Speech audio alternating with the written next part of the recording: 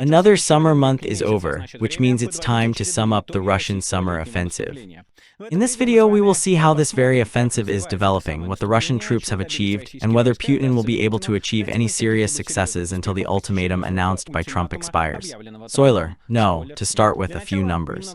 According to Deep State, in July, the Russians managed to capture 564 km, in June 556, in May 449. You should not treat this number as if it were cut out in a granite. Let me remind you, Deep State updates the map only after receiving confirmation from the military on the ground, so the delays are inevitable. It will be right to say that in the average, the speed of Russian advance does not change much for 3 months. With a significant increase in pressure compared to the period from January to April, the Russians began to advance much faster, but this is still not the numbers that the Russian military political leadership would like to achieve. Even at such a pace, the capture of all Ukraine will take more than 80 years. The numbers could change if the Russians manage to break through the front somewhere, as I said in a recent video. This is what the Russian army is trying to do during all years of the war, but so far, the desired operational success has not been achieved in any direction. As for the intensity of Russian attacks, according to the reports of the Okogoro channel, based on the reports of the Ukrainian Armed Forces General Staff, in July, it did not change significantly in comparison with June. It's 163 engagements per day, in June 170. More than a third of Russian assaults were recorded in the Pokrovsky direction. More than 70% came in 5 most active directions. In addition to Pokrovsky, this is also the Lemensk, Novopavlovsk, Sumsk, and Toretsk directions. Deep State, meanwhile, notes that the intensity of Russian attacks steadily declined over the course of the month. The first decade, that is, 10 days, in July, it was an average of 186 engagements per day. In the second, 178. In the last 10 days, 171 attacks per day. In general, it is obvious that Russian armed forces are trying to maintain the pace of the offensive due to the number of attacks in all directions. At the same time, of course, the majority of these attacks remain unprepared and lead to large losses. Accordingly, the sign of the Russian offensive's dying down should be a significant decrease in the intensity of the attack, let's say 1.5 to 2 times, which, unfortunately, is not observed yet. By the way, there's another number of losses that cannot be left unmentioned here. According to The Economist, the losses of Russian armed forces in May and June are at a record level. The most likely number, according to the model of the publication, is 31,000 people dead in 2 months. It turns out that Russia is losing in a month as much as the USSR has lost for all 10 years of the war in Afghanistan. And it turns out that for every captured square kilometer, the Russian army pays 3 dozen lives. For comparison, during the Brusilov breakthrough of the 16th year from the Tsarist 1916, the Tsarist army took about 25,000 square kilometers, losing a total of up to 100,000 killed and missing people. That is, about 4 people per square kilometer. It turns out that the current Russian offensive is much longer to take than even some battles of the First World War, which became a symbol of pointless losses in the mass mind. To better understand where all these kilometers and losses come from, let's look at the separate directions. In general, in the previous reviews, I talked only about the most active directions, which account for the majority of the attacks, according to the General Staff of Ukrainian Armed Forces. But since Putin has said that the Russian army, as it were, comes in all directions, then let's take a look at how things are going on in each of them. Let's start with the Sumy region, where the Russian offensive was halted as early as last month. As it were, I also told in a separate video. Throughout July, Russian forces made only slight advances in Univka, where fighting has been ongoing for over a month, and fully captured the neighboring village of Yablonivka. Meanwhile, the 225th Separate Assault Regiment, which we have been actively supporting since the battles in the Kursk region, has already liberated the second village in the Sumy region previously occupied by the Russians. We're talking about Kondrativka, where soldiers of the 30th Motorized Rifle Regiment, along with their battalion commander, were encircled and destroyed. The Russian troops tried to break out of the encirclement, but fate and Ukrainian drone operators had other plans. The 155th Brigade, known as Thugs and War Criminals, also tried to break through to the encircled troops, but they failed as well. Moreover, at the beginning of July, the Ukrainians hit the jackpot by striking the 155th Brigade's headquarters, killing its former commander and then deputy commander of the Russian Navy, General Gudkov, along with the entire current, or rather former, senior officer corps of the brigade. Putin awarded Gudkov a second Hero of Russia star, the first time this has happened in recent history, but it didn't improve the combat effectiveness of the Marines. According to the last data of the Z-Men, the Ukrainians are assaulting the next village, Alexivka. Not even FAB bombs from the UMPC are helping, which the Russian Air Force generously drops all along the perimeter in the wedge towards the Sumy region. According to researcher Clement Malin, the Russians carried out 500 airstrikes in this area in just 2 weeks of July, the effects of which are visible in satellite images. He, by the way, notes an interesting feature of this section of the front: extensive forested areas that allow Ukrainian forces to concentrate their troops out of sight of Russian drones and carry out sudden counterattacks.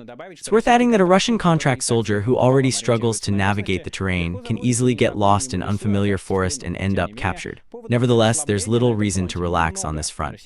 The Russians can always Ukrainians try to revive their offensive, as they did recently in the Pokrovsk direction. Ukrainian command apparently understands this too, as construction of a defensive line has finally begun in the Sumy region. The researcher points out and immediately asks the question troubling everyone: what exactly prevented this from being done during 6 months of fighting in the Kursk region? At the time, the Russians simply weren't focused on the border.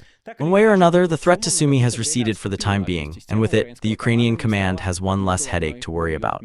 But I will emphasize again, there are no reasons to relax. Moreover, according to some data there at Sumy region, Russia has redeployed its most combat-capable drone unit, Rubian. By the way, in the context of Sumy, it is worth mentioning an interesting metric that Deep State used in their post about the results of July. They compared the percent of Russian attacks and the percent of captured territory on each direction from the total number on the entire front. On most fronts, the figures match with almost exact accuracy, but not in the Sumy region. 11% of all Russian assault actions took place here, and at the same time, 0% of the advance, which once again proves that the attempts of Russian armed forces to revive the offensive were quite intensive, but they did not have any success at the same time. Now let's turn to the north of the Kharkov region. Here the Russian commandment tried to revive the offensive on Kharkov, which died more than a year ago. Ukrainian military wrote about the deterioration of the situation in the direction of various attempts to resume offensive actions, for example, such as trying to deploy a pontoon bridge across the Seversky Donets. This attempt in general ended in about the same way as all Russian unprepared crossings. Ukrainians crushed the pontoon together with the Russian cyclists on it. As a result, according to the Deep State map, the Russians entered Volchysk area. The Russians advanced at most 1 to 1.5 kilometers over the course of a month, in small sectors south of Hatish and north of the Volchansk hamlets. Much greater concerns were caused by Russian attempts to advance through the border on the northeast of the Kharkov region. Russians took advantage of the shortage of Ukrainian forces in this area, and in just one day, captured the border village of Melov and several tree lines around it, after which they began advancing in the general direction of the town of Veliky Burluk. The goal here was more likely not to capture the northeast of Kharkov region. For such operations, Russian armed forces didn't have the necessary forces or resources here, but to stretch Ukrainian reserves, at least from the neighboring Volchansk and Kupiansk directions. With the same goal, other attempts were made to cross the border, at least in the area of Dikirnovo and Balgovka. However, in contrast to Melvoy, success did not come to the Russians here, even at the initial stage. Even in the area of Melvoy itself, Russian armed forces managed to deepen on the territory of Ukraine no more than 5 kilometers, and it was not possible to create a serious threat to the Great Burluk. However, in this direction, the defense forces managed to eliminate a full Russian colonel, the commander of the 83rd Motorized Rifle Regiment, Mikhail Lebedev. This was first reported in the Ukrainian Operational and Strategic Group of Troops, Horditsa, and then confirmed by the local official from the native city of Lebedev, Buya, of the Strumskaya region, which, as it is stated, died in the course of assault actions in the Velikoburlutsk direction. Apparently, all Russian plans for the northeast of Kharkov region died with the colonel. In the Kupiansk direction, the operation with the crossing through the Askal River and the capture of the west part of Kupiansk from the north, which began in November last year, finally began to bring the Russians certain fruits, unfortunately. In a month, the Russians advanced a couple of kilometers to Radkovka and went to the northern outskirts of Kupiansk, as well as created a threat to the western route of supply to Kupiansk through Sobolovka. And before that, the Russian Ministry of Defense had already managed to take Moskovka and Sobolovka in telegram. At some point, the reports began to diverge from reality so much that even the Z supporters took notice, pointing out that the supposedly successful Russian advance around Kupiansk wasn't accompanied, not even by footage with flag picking, let alone videos of Ukrainian strikes on newly claimed Russian positions.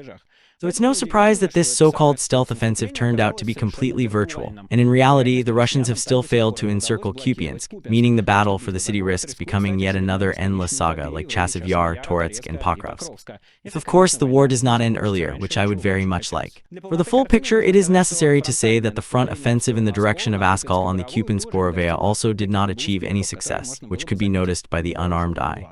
The Russians didn't make significant gains in the Lyman direction either, only slightly expanding their bridgehead on the western bank of the Zherbets River in the area of Ryd Kodub, Karpovka, and Zelenaya Dolina.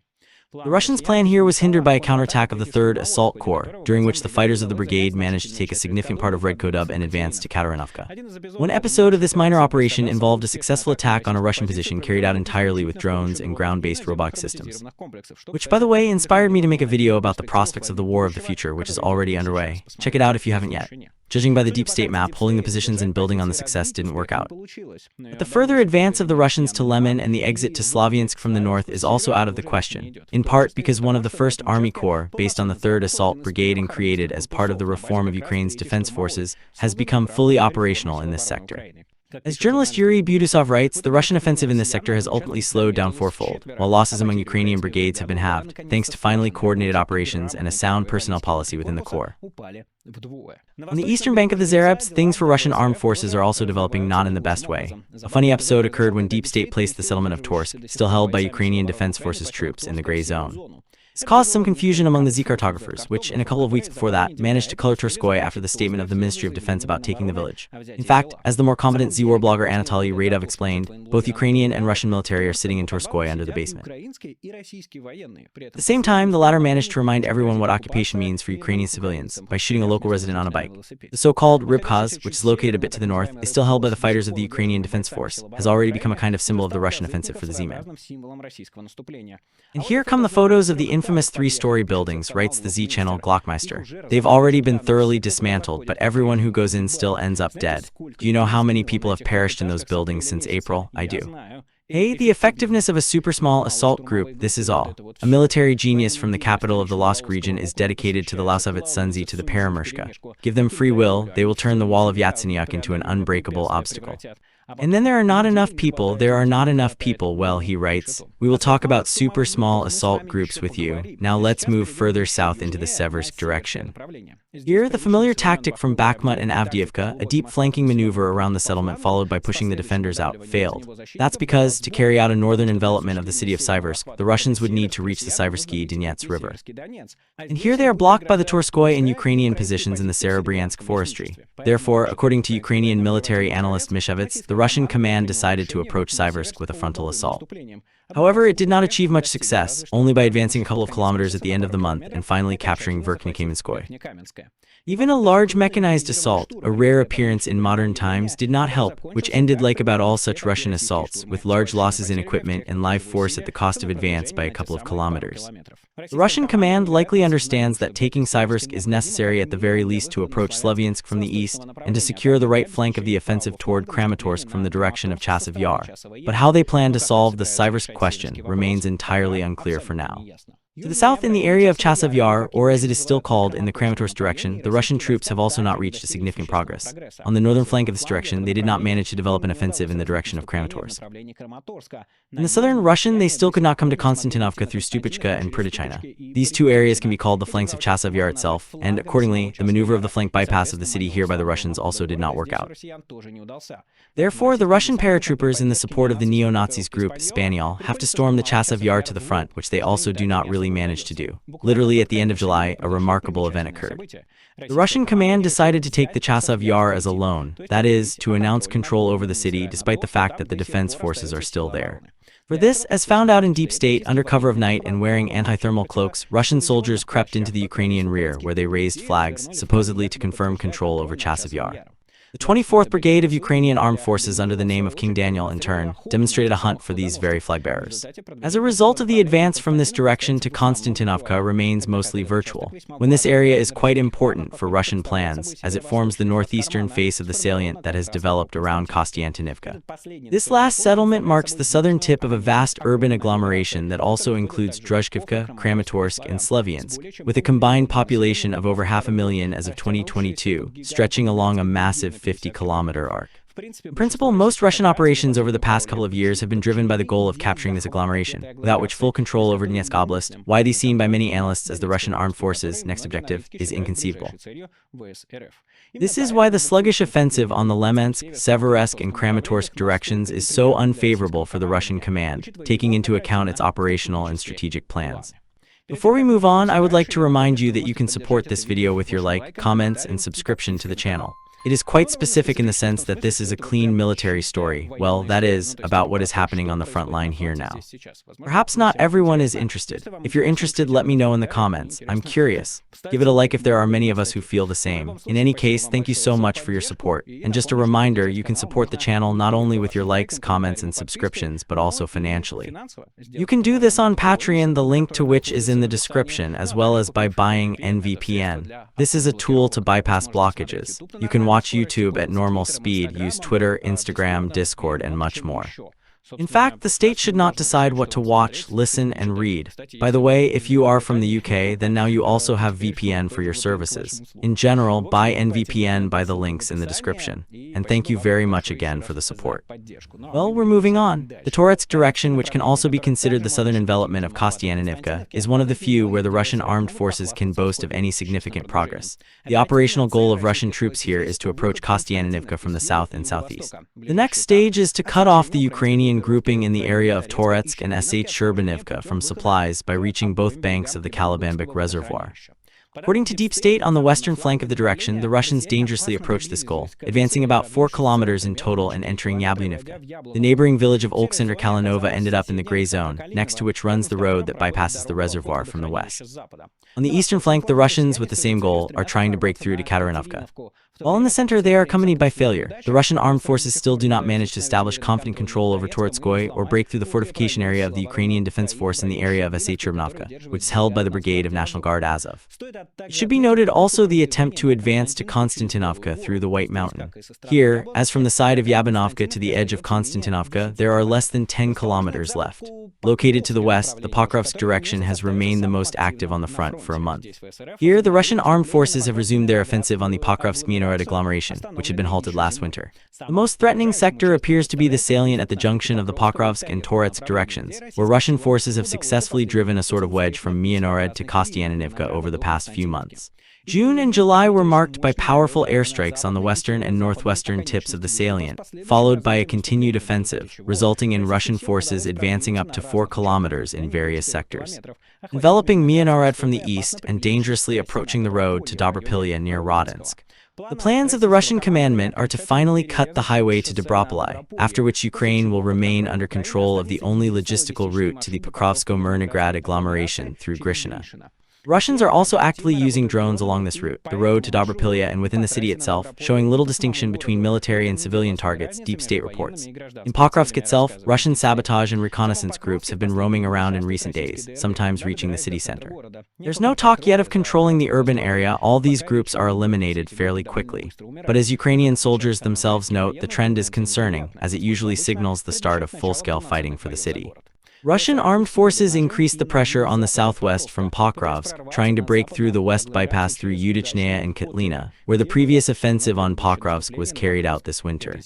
They haven't achieved much success here, nor to the south, where the Russians have been trying unsuccessfully for 3 months to break into Dnipropetrovsk Oblast, let's remember, for purely political reasons. One way or another, the Ukrainian command apparently recognizes the serious situation near Pokrovsk.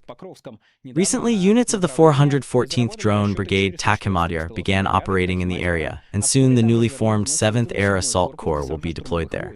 Its commander, Colonel Loziachuk, comes across as a highly competent officer in an interview, immediately stating his intention to focus on drones and robotic systems, which means saving soldiers' lives. Ukrainian soldiers already fighting in the area told Ukrainska Pravda that it's too early to evacuate the city, although it would be wise to pull troops out of the tree lines around Pokrovsk and Mianorod and establish a tight defense within the urban area. In general, the fate of the agglomeration, the battles for which have been going on since last year, have not yet been determined. Perhaps it was taking Pokrovsk could have become Putin's loud victory, which would have allowed him to act on negotiations from the position of power. But this was hardly possible even under the old 50-day Trump ultimatum, and it will be even less feasible just a week before August 8, when the new shortened negotiation deadline expires. Moreover, this does not help relative successful Ukrainian defense in the direction. According to Deep State's calculations, 35% of all Russian attacks in July took place near Pokrovsk, but they accounted for only 22% of the territorial gains. The greatest territorial success for the Russian armed forces was achieved in the South Donetsk, also known as the Novhaluka direction. There, they managed to advance up to 8 kilometers in various sectors and nearly reach the borders of Dnipropetrovsk Oblast across a fairly wide front, 35 kilometers in perimeter. At one point, the Russians managed to capture up to 12 square kilometers per day on this direction alone. Deep State's analysis also points to a failure of the Ukrainian defense in this area. Only 12% of Russian attacks over the past month took place here, yet 34% of all territorial gains were made in this area, meaning Ukrainian forces defended here on average 3 times less effectively than across the front as a whole. Reasons lie in the weakness of the brigades assigned to the direction, disorganized troop management, and the unsatisfactory performance of the tactical group, Vuhledar, which fortunately ceased to exist as an organizational structure. It has been replaced by the 20th Army Corps of the Ukrainian Armed Forces. It's unclear whether the work of the Corps or the exhaustion of the attacking forces played a role, but the Russians didn't advance any further. They never managed to firmly establish themselves in any settlement in Dnipropetrovsk region. Even though the flag-picking is widespread in the direction, with the help of which the Russian commandment states about taking one settlement after another. Russian soldiers are promised a vacation if they manage to sneak into Ukrainian rear areas and wave their flag, deep state reports, but few survive to see that vacation. Ukrainian military in turn constantly rejects Russian statements about the advance by counter-flag picking. Although Deep State isn't exactly thrilled about this practice either. Wherever the Ukrainian flag is raised, everything the Russians have is fired at that spot. In any case, there was no triumphant entry into Dnipropetrovsk Oblast on this direction either. And the lost territories in southern Donetsk held little strategic value. I know, a typical excuse after losing a certain area or settlement. But I didn't make it up. It comes from analysts at the Blackbird Group think tank and Melkosta Helmi, based on the results of the June offensive in the same sector. From a strategic point of view, the only possible meaning of these offensive actions is to block logistical routes to Donbass from Dnipropetrovsk and Pavlograd. And for that, they first need to at least enter the notorious Dnipropetrovsk Oblast, not to mention that the distance from this sector to the Pavlograd road leading to Pokrovsk is more than 30 kilometers as the crow flies. Finally, the Russians tried to intensify the offensive in the Zaporozhye direction, which is close to Dnipropetrovsk. Here they also managed to advance a maximum of 3 kilometers, completing the occupation of Kamenskoye, capturing Lopkovai, which had been liberated during the 2023 counteroffensive, and then attempting to hold on to Stepnohursk. Although a couple of attempts ended with the Russian assault troops who entered the town being taken out by Ukrainian drone strikes. In the more distant future, it's possible to talk about the Russians reaching Zaporizhia within the range of tube artillery fire and the flights of FPV drones of the airplane type. However, the main goal seems to be yet another diversionary maneuver aimed at spreading Ukrainian reserves thinly across the entire front and finally breaking through somewhere. We could touch on the Kherson direction, but compared to other parts of the front, absolutely nothing is happening there, except for the ongoing hunt by Russian drone operators for civilians, which even the West now refers to as a human safari. Russians spare neither equipment, nor the elderly nor Ukrainian rescuers in their gear, striking them while they're dealing with the aftermath of previous attacks. Nevertheless, the threat of a Dnipro crossing remains absent for now, especially since how to supply a group across the river under drone strikes is completely unclear. It remains to be repeated the conclusion of analyst Michael Kaufman, who recently went to the front again and wrote, according to the results of the trip in particular, that despite all the problems, Ukrainians hold the front and force the Russians to pay a high price for every meter of advance. So Putin's claim that the Russian army is confidently advancing without wasting a single soldier's life has no basis, and his relentless demands to hand over 4 regions bear no relation to his preferred realities on the ground. I've fully summarized Kaufman's thread in my report, so I won't repeat myself here. I'll just focus on the interesting trends he identified, which are confirmed by reports from Ukrainian military and analysts. First of all, the Russian infantry took to arms a new, quite suicide tactic, which allows you to achieve certain tactical successes on the front. Exploiting gaps in the Ukrainian defense forces, lines, and the chronic shortage of personnel, small groups of Russian infantry sneak into the rear and try to establish a foothold there. Some Z authors have even adopted the term ultra-small assault groups, referring to pairs and trios who, of course, on their own aren't capable of storming anything, especially without support from drones and artillery. Their sole task is to cut Ukrainian logistics routes on a local level and divert the attention of Ukrainian drone operators to constantly clearing their own frontline areas instead of targeting Russian logistics and the front line. Taking advantage of this, the Russians can launch relatively sudden attacks on Ukrainian positions, and often the Ukrainians themselves are forced to pull back to avoid getting trapped in local microencirclements, when small assault groups have established themselves in their rear. From the perspective of Russian soldiers, this looks like a one-way trip to death, which they constantly complain about in their video messages. And that's exactly what it is, a human exchange for territory at a rate unseen in this war until now. However, Putin and the Russian command seem willing to pay as long as the Russian economy can sustain the exorbitant payouts to one-time contract soldiers, exorbitant by Russian standards. Another, even darker trend is the increasing capabilities of Russian drone operators. Kaufman notes that the advantage of Ukraine in drones has decreased, although it has not disappeared at all. As an example, he refers to the Rubicon unit, which has been widely discussed recently from the Ukrainian side. Rubicon first proved itself during operations targeting Ukrainian logistics in the Kursk region, which is one of the main factors that forced the Ukrainian command to withdraw from the area. Now, Rubicon units are present in all Russian military groupings. To be clear, there are 6 of them on the front.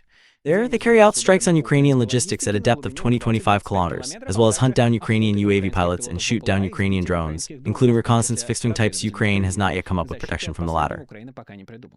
Kaufman says that scaling up of Rubicon is Russia's own offensive drone line, an attempt to mirror a similar Ukrainian project. However, he overlooks a problem that's been discussed for quite some time in the Z community. It's not that I want to correct Kaufman, but if he's interested, this might be something worth his attention.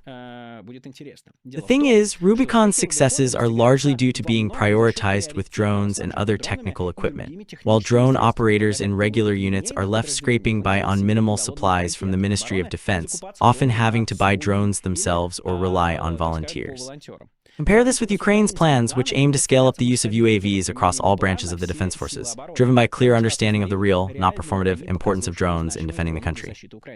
Put simply, you're only as strong as your weakest link, and Ukraine seems to take that seriously, working to improve all of its drone units across the board. And in Russia, there is a specific Rubicon that is given unlimited drones, unlimited everything you want, and the rest does not give anything. Kaufman expresses hope that the appointment of Madyar as commander of the USF Unmanned Systems Forces will allow Ukraine to maintain its UAV advantage, an advantage that largely enables the Ukrainian defense forces to hold the front.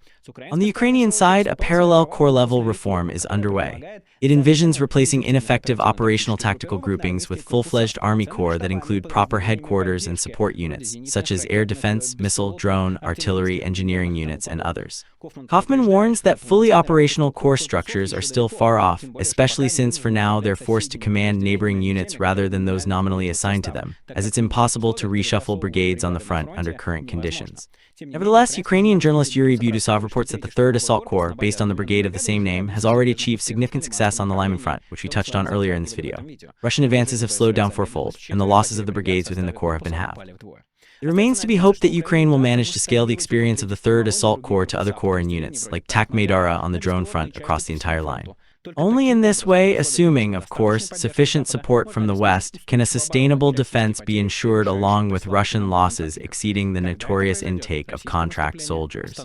And as Putin used to say, the conditions of the negotiations will be different, but not the ones he hopes for. And Michael Nacke was with you, and see you soon. All the best. Bye.